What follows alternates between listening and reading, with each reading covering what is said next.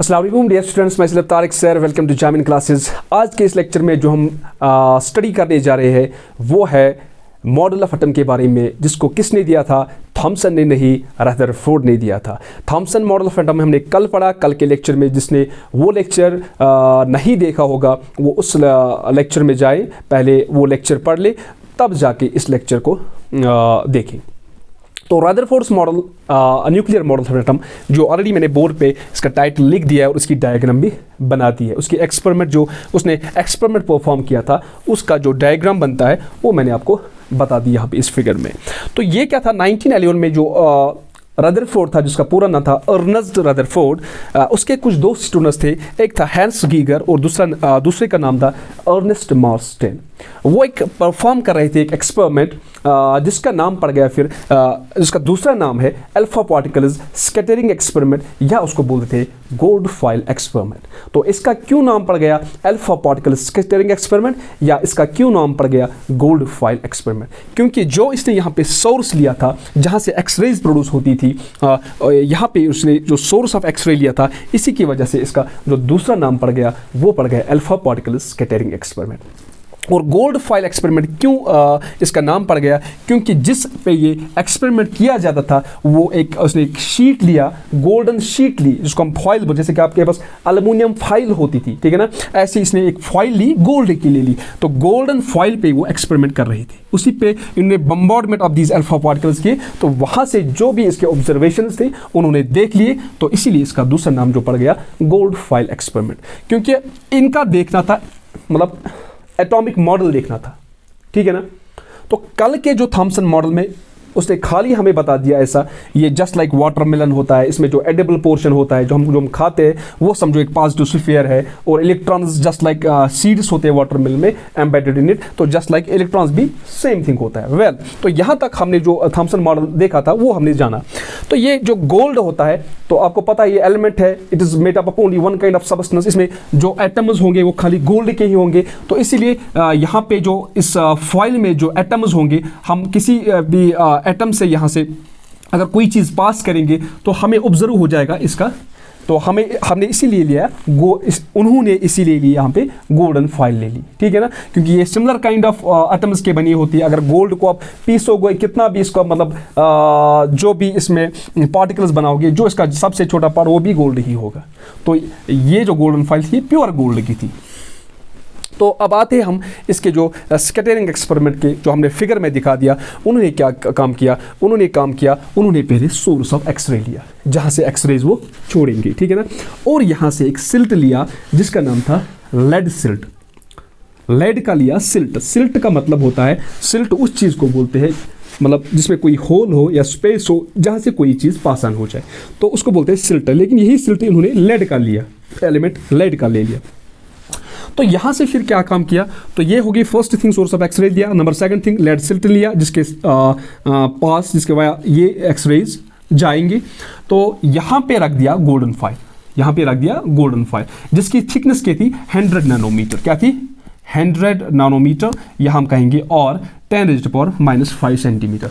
और इसके अराउंड रख दिया एक सर्कुलर फ्लोरेसेंट स्क्रीन। जैसे कि पिछले लेक्चर्स मैंने इस फ्लोरेसेंट और फास्फोरेसेंट मटेरियल के बारे में हमने बहुत सारा जिक्र किया। तो यहाँ पे once again I will tell you that what is this fluorescent screen. जब भी कोई यहाँ पे पार्टिकल इस फ्लोरेसेंट स्क्रीन पे हिट करता है, ये ग्लो हो जाता है।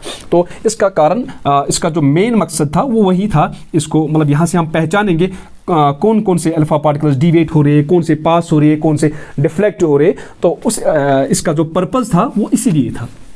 तो यहाँ पे इसने सोर्स ऑफ एक्सरेज दिया, लेड सिल्ट लिया, गोल्डन फॉइल बीच पे ली, और इसके अराउंड क्या? एक सर्कुलर फ्लोरेसेंट स्क्रीन ले लिया। तो बात खत्म। तो यहाँ पे फिर उन्होंने क्या किया काम? जब ये इस एक्सपेरिमेंट को परफॉर्म कर रहे थे, उन्होंने यहाँ पे कुछ चीज़ें ऑब्जर्व की। तो वही बस उसी का नाम पड़ गया फिर Rutherford's model of Rutherford's nuclear model of atom. अब हम वही चीज़ें देखेंगे कि उन्होंने कौन कौन सी चीज़ें यहाँ पे ऑब्जर्व की।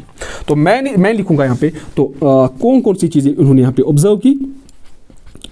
तो उन्होंने यहाँ पे तीन चीज़ें ऑब्जर्व की, जो मोटे मोटे अल्फाज में कहूँगा मैं, जो उसका कंक्लूजन है, मैं अगर बुक्स पे जाओगे बहुत सारा लिखा होगा, लेकिन जो एक्सपेरिमेंट का जो कंक्लूजन है, जो उसका मॉरल है, जो निकल आया है, वही मैं आपको बता दूंगा। उन्होंने यहाँ पे तीन चीज़ें देखी, number first, number second, number 3।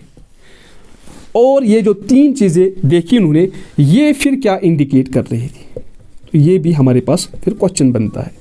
मतलब अगर उन्होंने कुछ चीज़ें, अगर मैं देखूंगा कोई चीज़ देखूंगा, उसका रीज़न भी होगा ना, मैं बोलूँगा यहाँ से, मतलब फॉर एग्जांपल मैं किसी चीज़ की एग्जांपल दे दूंगा, मैं बोलूँगा यहाँ से ये बन रहा है, तो आपका अगर मैं बोलूँगा यहाँ से ये चीज़ बन रही है, बड़ा चीज़ बन रहा है, तो इसके पीछे भी रीज़न होगा ना, कुछ क्यों बन रही है। तो मतलब हर मतलब इस केमिस्ट्री लैंग्वेज में या साइंस में उस फैक्ट्स को देखेंगे तो इसमें रीज़न का पता होना बहुत ज़रूरी होता है।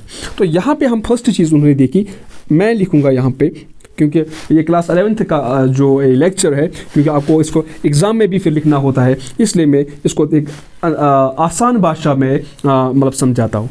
तो यहाँ पे याद रखना, जो इन्हें पहली चीज़ देखी वो देखा मोस्ट, क्या देखा, मोस्ट। और दूसरी चीज़ देखी वो देखी सम, ठीक है ना। और जो तीसरी चीज़ देखी वो देखी फ्यू, क्या देखी, फ्यू। आप बोलोगे सर आप क्या हमें इंग्लिश पढ़ा रहे हो, ठीक है ना, मोस्ट, सम और फ्यू नहीं, इनका ये मैं रिलेट करूँगा इसी के साथ, ठीक है ना। इससे आपको थोड़ा ये आइडिया मतलब याद रहेगा, मतलब याद करने में भी आसानी होती है इससे, क्योंकि जब हमारे पास मतलब एक न्यूमेरिक्स तरीके से कोई चीज़ बनती है। तो यहाँ पे इसने देखा मोस्ट बहुत ज़्यादा, सम मतलब कुछ, और फ्यू बहुत कम। तो तीन ऑब्जर्वेशंस यहाँ पे इन्होंने की, ये याद रखना। तो यहाँ पे जो पहली ऑब्जर्वेशन थी वो इन्होंने यहाँ ये देखी, जो मोस्ट ऑफ द, जब इन्होंने यहाँ पे एक्सरेज छोड़ दिया, ठीक है ना, जब सोर्स को ऑन कर दिया तो एक्सरेज यहाँ से जा रही थी, तो यहाँ पे एक्सरेज ऐसे ऐसे ऐसे जा रही थी। तो इन्होंने देखा मोस्ट ऑफ द एक्सरेज, जो बहुत सारी हमारे पास जो ऐसी एक्सरेज थे, वो क्या कर रही थी काम, वो सीधे जा रही थी, वो इस जो ये एटम है, जो गोल्ड फाइल जिन एटमों का बना है, वो इससे सीधे जा रही है, वो इससे सीधे जा रही, अनडिफ्लेक्टेड, मतलब without any deviation, without any deflection, मतलब वो क्या जा रही थी, सीधे जा रही थी। तो ये पहली ऑब्जर्वेशन थी। यहाँ पे देखा इन्होंने बहुत सारी ऐसी अल्फा पार्टिकल्स थी, नियरली अबाउट 99% अल्फा पार्टिकल्स ऐसी थी जो सीधे जा रही थी, ठीक है ना, पास through the gold file, undeflected या अनडिविएटेड। तो दूसरी चीज़ इन्होंने यहाँ पे जो देखी, सम ऑफ द अल्फा पार्टिकल्स, कुछ ऐसे भी अल्फा पार्टिकल्स थे जो क्या डिफ्लेक्ट हो रही थी बाय स्मॉल एंगल्स, ये जो है, तो ये जब इससे पास हो रही थी वो मतलब या इससे टकरा रही थी, वो डिविएट हो रही थी बाय स्मॉल एंगल्स। तो यहाँ से हमें पता चल रहा था जो एक्सरेज यहाँ पे हम छोड़ रहे हैं, यहाँ पे जो एक्सरेज है उनका चार्ज क्या है। जैसे कि मैंने आपको कल के लेक्चर में जो हमने पढ़ा दिया, जो थॉमसन मॉडल ऑफ एटम के से पहले जो हमने लेक्चर दिया था रेडियो एक्टिविटी के बारे में, वहाँ पे हमने पढ़ा दिया आपके alpha decay, beta decay, gamma decay, alpha rays जो वहाँ से प्रोड्यूस होती है, बीटा रेज, तो गामा रेज, अल्फा रेज का चार्ज क्या होता है। अल्फा रेज होती है वो जस्ट लाइक क्या होती है, वो हीलियम, जैसे कि हीलियम न्यूक्लियस होता है, तो उसका जो +2 यूनिट चार्ज होता है। तो इसका मतलब है ये पॉजिटिव चार्जेस होते हैं, पॉजिटिवली चार्जड रेज होते। तो इसका मतलब है अगर कुछ चीज़, तो यहाँ से हमें वो मतलब कंसेप्ट भी है ना पता, जैसे कि like charges ripple, unlike charges attract. तो यहाँ पे जब ये कुछ चीज़ ऐसी होती थी जहाँ से डिविएट हो रही थी, इसका मतलब है वहाँ पे भी सेम चार्ज वही होगा ना। तो इसने कहा यहाँ पे जो कुछ रेज है वो क्या जब इस पे टकराती है, इस जो एटम्स ऑफ लेड जो है, यहाँ पे क्या होता है, वो डिविएट हो रही है बाय स्मॉल एंगल्स। तो ये दूसरी ऑब्जर्वेशन थी। हम वो भी बता देंगे वहाँ से वो इंडिकेट क्या कर रही थी, मतलब अगर ये मतलब डिविएट बाय स्मॉल एंगल्स ये रेज हो रही थी, या कुछ रेज पास हो रही थी विदाउट एनी डिफ्लेक्शन, ठीक है ना, तो वहाँ पे भी कुछ रीज़न होगा ना, वहाँ पे भी उसका बैकग्राउंड कुछ होगा, क्यों ऐसा होता है, या ये जो जा रही है ये क्या इंडिकेट कर रही है।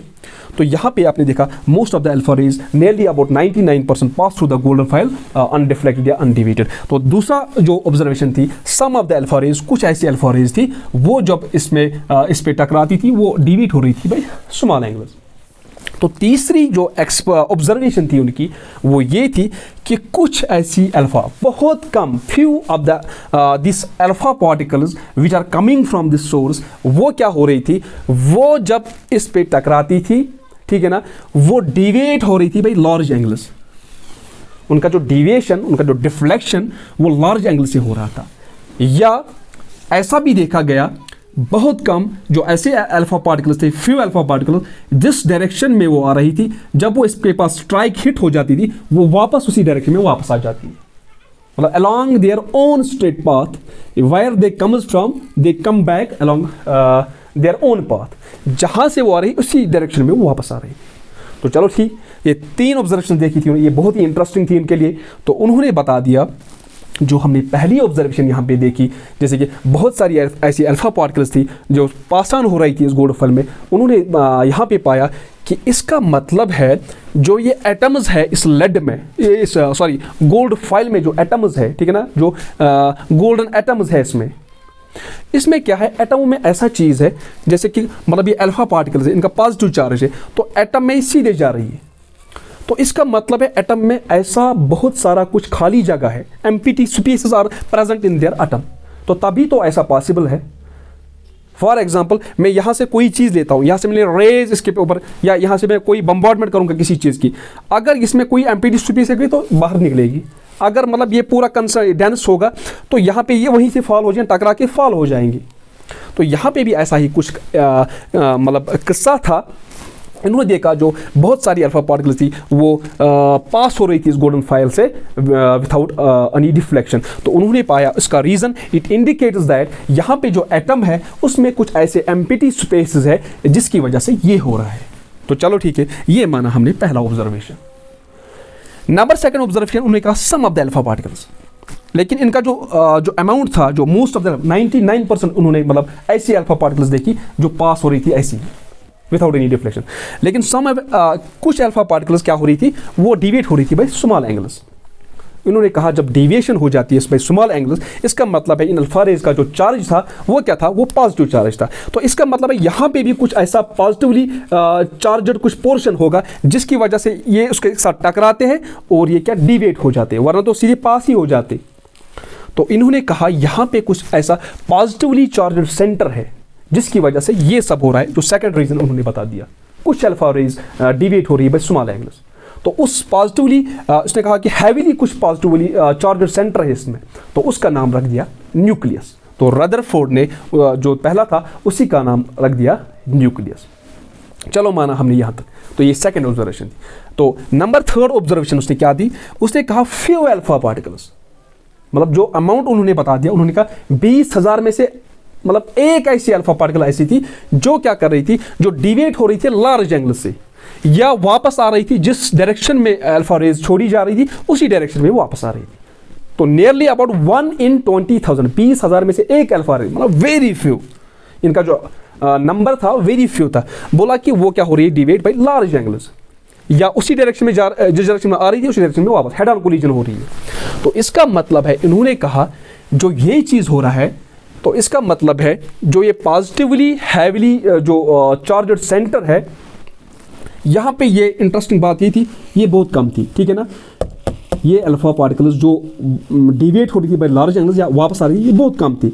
उसका मतलब उन्होंने जाना कि यहाँ पे एटम में ऐसा भी एक मतलब जगह है, स्पेस है, जहाँ पे ये चीज़ रहती है, कौन सी, हैवीली पॉजिटिव, मगर उसका साइज भी बहुत कम होगा, क्योंकि ये बहुत कम थी तो कम ही जा रही थी ना वापस, कम ही 1 in 20,000। उसका मतलब है जो चीज़ हैवीली पॉजिटिव, हैवीली जो ये सेंटर है, पॉजिटिवली सेंटर है, ये जो ऑक्यूपाई इसने यहाँ पे स्पेस की, वो भी बहुत कम होगी, वो भी बहुत कम होगी। तो यहाँ पे ये 3 ऑब्जर्वेशंस थे और वो क्या इंडिकेट कर रहे थे वो भी मैंने आपको समझा दिया। तो यहाँ पे इतना ही सारा था ये पोस्टुलेट्स, ये जो रदरफोर्ड का एक्सपेरिमेंट ये बता रहा था। अगर आपको अब कोई बताएगा जो रदरफोर्ड्स के जो पोस्टुलेट्स क्या थे, तो पोस्टुलेट्स में भी हम थोड़ा बहुत जिक्र करेंगे, उसके बाद लिमिटेशंस भी उसके देखेंगे क्यों ये फेल हो गया। तो जो उसके पोस्टुलेट्स थे, उसने कहा जो मास होता है इस एटम का, जो मोस्ट ऑफ द मास जो इसका एटम का होता है वो होता है जो सबसे ज़्यादा इसका मास होता है वो due to the positive charge होता है। मतलब जो पॉजिटिव चार्ज होता है इस एटम का वो कंसंट्रेटेड होता है एक स्मॉल रीजन में जिसको न्यूक्लियस कहते हैं, तो उसी की वजह से जो एटम का मास होता है उसी की वजह से होता है। तो नंबर सेकंड थिंग इसने कहा, जो इस न्यूक्लियस जिसको उसने हैवीली पॉजिटिव सेंटर बोल दिया, जो उसका साइज होगा वो बहुत ही कम होगा as compare to the size of atom. क्योंकि एटम उसने बता दिया मतलब यहाँ के मतलब एटम बड़ा नहीं होता है, वो तो हम इलेक्ट्रॉन माइक्रोस्कोप से उन्हीं चीज़ों से देख सकते हैं ना। तो यहाँ पे हम एक मतलब एक इमेजिनरी आइडिया लगाते हैं दिमाग में, जो एटम में है बहुत सारा स्पेस है, वैसा इतना स्पेस है होता नहीं है, ठीक है ना। तो एटॉमिक लेवल पे हम क्वांटम लेवल पे हम अगर बात करेंगे तो उस चीज़ से मैं बता रहा हूँ। तो ये दो चीज़ें, क्वांटम मैकेनिक्स और क्लासिकल मैकेनिक्स। तो फिर जो ये एटमों के बारे में हम पढ़ रहे हो वो तो क्वांटम मैकेनिक्स होता है। जब फिजिक्स में आप पढ़ रहे हो तो आप नहीं पढ़ते हो मतलब छोटे छोटे पढ़, आप बोलते हैं कार इज़ एट रेस्ट या बाकी चीज़ें, बाल का या बोट इज़ मतलब इन रिवर, तो बड़े बड़े चीज़, तो वो एक क्लासिकल मैकेनिक्स की बात हम कर रहे हैं। तो वहाँ पे दो चीज़ें इस केमिस्ट्री के लैंग्वेज में, क्वांटम मैकेनिक्स और क्वांटम मैकेनिक्स में इन चीज़ों को हम डिस्कस कर, छोटे छोटे जो हम नेकेड ऐसे नहीं दे सकते। तो कहाँ पे था मैं, पोस्टुलेट्स के बारे में मैंने कहा, most of the mass and all the positive charge of an atom is concentrated in a very small region which is called a nucleus. तो ये पहला पोस्टुलेट था। नंबर सेकंड पोस्टुलेट उसने कहा जो साइज ऑफ न्यूक्लियस है वो बहुत ही छोटा है as compare to the size of the atom.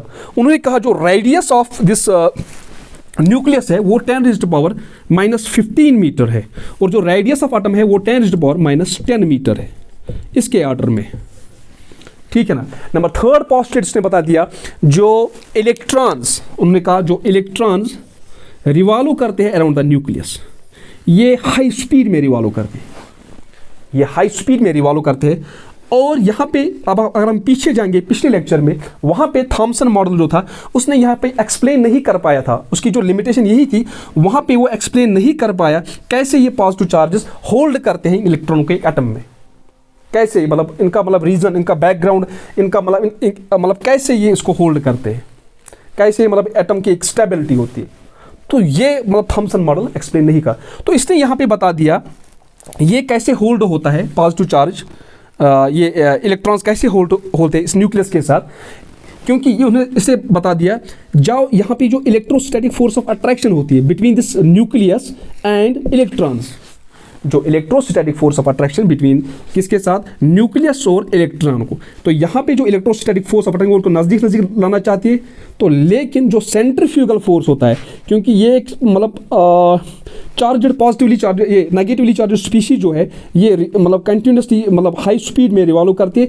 इसने कहा यहाँ पे एक फोर्स लगता है इस इलेक्ट्रॉन पे, जो कि कौन सा फोर्स है, सेंट्रीफ्यूगल फोर्स, तो वही उसको बैलेंस कर पाता है। जैसे कि आपने फिजिक्स में पढ़ा होगा सेंट्रीफ्यूगल फोर्स और सेंट्रीफ्यूगल फोर्स, क्योंकि कोई भी जो हमारे पास ऑब्जेक्ट हो जिसका मास m है, वो अगर सर्कुलर पाथ में सर्कुलर मोशन होगी उसकी, ठीक है ना, सर्कुलर पाथ में मूव कर रहा है, उसके पास उसके मतलब जो पार्टिकल होता है जो मूव कर रहा है सर्कुलर पाथ में, उस पर दो फोर्सेस एग्जर्ट होते हैं। अगर फोर्स एग्जर्ट होगा टुवर्ड्स द मतलब इनर सरफेस तो उसको कहते हैं हम सेंट्रीफ्यूगल फोर्स, अगर आउटर की तरफ फोर्स एक्सर्ट हो जाएगा उसको कहते हैं हम सेंट्रीफ्यूगल फोर्स। तो ये आप फिजिक्स में अच्छी तरह से आपने पढ़ा होगा, इसके बारे में आपको कोई शक नहीं होगा। तो यहाँ पे मुझे लगता है आपने अच्छी तरीके से समझा होगा। तो इन्होंने कहा जो यहाँ पे बैलेंस जो एटम की जो ये न्यूक्लियस इसको होल्ड करता है इन इलेक्ट्रॉनों को, वो करता है जो force of attraction between the nucleus and electrons,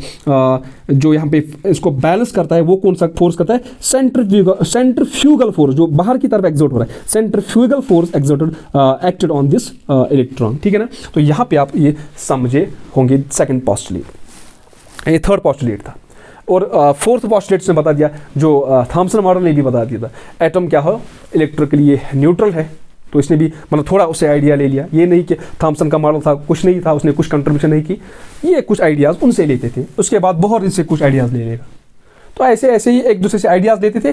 फिर जो ज़्यादा सक्सेसफुल, जिसका मतलब ये एक्सपेरिमेंट ज़्यादा कामयाब हो जाता, उसको फिर मतलब इसको फिर मतलब उसमें नोबेल प्राइज़ मिल जाता था। तो यहाँ पे उसने बोला कि एटम इलेक्ट्रिकली न्यूट्रल होता है। इसमें क्या होता है, जो total positive charge on the electron होता है, total positive charge on the nucleus होता है, वो बराबर होता है total negative charge on the electron. तो ये इसके कुछ पॉस्टुलेट्स है। तो फेल क्यों हुआ है, लिमिटेशंस के बारे में भी हम बात करेंगे, हम लिमिटेशंस के बारे में भी थोड़ा बहुत डिस्कस करेंगे। तो लिमिटेशंस की क्या थी, लिमिटेशंस की ये थी, लिमिटेशंस इसकी ये थी, इसका जो मॉडल था ना ये फॉलो नहीं कर रहा था किसका, जो मैक्सवेल्स थ्योरी को ये फॉलो नहीं कर रहा था। इसका मॉडल जो है ये फॉलो नहीं कर रहा था मैक्सवेल्स थ्योरी को।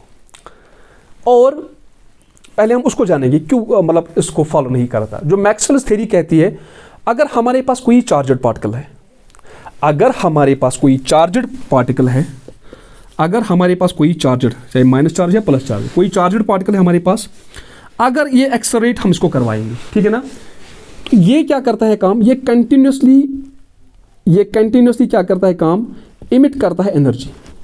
ये कंटिन्यूसली इमिट करता है energy in the form of electromagnetic radiation, EMG में लिखूंगा।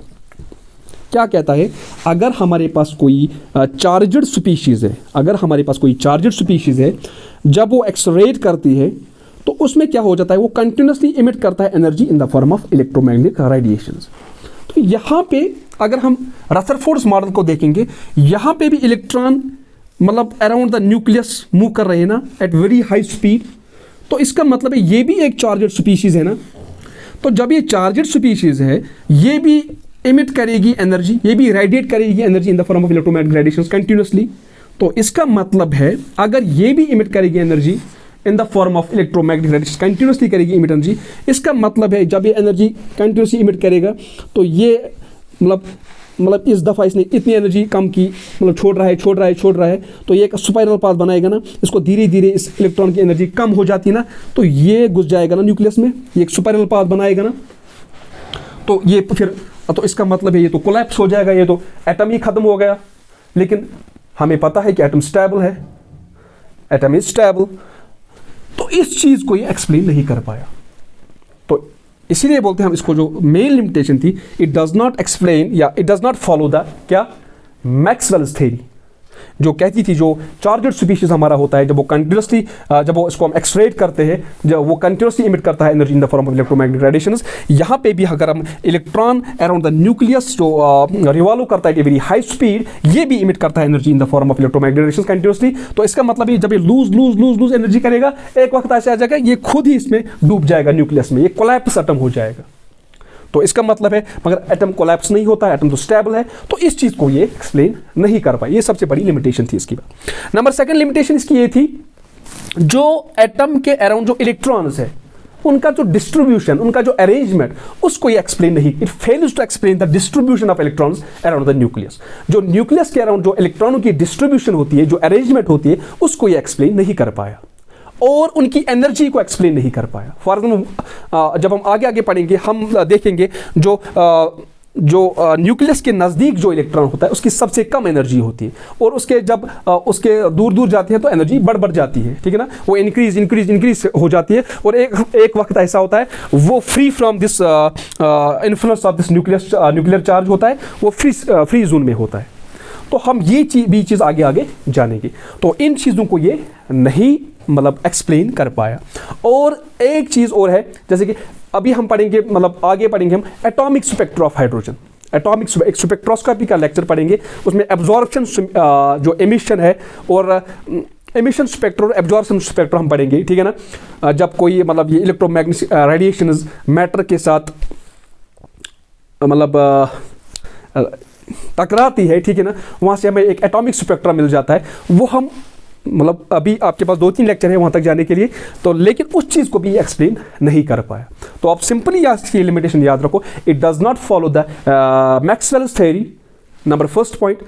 नंबर सेकंड पॉइंट अब यही याद रखो, it does not explain how the electrons are distributed around the nucleus and their energies, उसके बारे में कुछ नहीं कहा। Number third point, it does not explain the atomic spectra of single element species या एटॉमिक स्पेक्ट्रम ऑफ हाइड्रोजन। ये आप खाली अभी 3 पोस्टुलेट्स की याद रखो, लिमिटेशंस की याद रखो। क्योंकि इसमें हम धीरे धीरे इसको हम एक्सप्लेन भी करने जा रहे हैं अलग अलग, क्योंकि अगर मैं अभी एटॉमिक स्पेक्ट्रा यहाँ पे उठाऊंगा आपको समझ नहीं आ जाएगा, ठीक है ना। आपको खाली यहाँ पे रदरफोर्ड एक्सपेरिमेंट देखना है, उसके पोस्टुलेट्स देखने हैं, उसके लिमिटेशंस देखने हैं। तो वो चीज़ें हमने इस लेक्चर में डिस्कस की। आई होप कि आपने इस लेक्चर को बहुत सारा एंजॉय किया होगा और इसमें कोई डाउट नहीं रहा होगा। तो इस लेक्चर को हम यहीं पे कंक्लूड करते हैं और इस लेक्चर में हम इतना ही था इस लेक्चर में, ठीक है ना। रदरफोर्ड मॉडल पर तो उसके बाद देखेंगे हम बोहर ने क्या बता दिया, या उसके बाद इलेक्ट्रोमैग्नेटिक रेडिएशंस जो भी है धीरे धीरे आ जाएंगे, मतलब इसके जो आपके सिलेबस में है वो धीरे धीरे हम स्टडी करने जा रहे हैं। तो आज के लेक्चर में इतना ही। Thanks for watching.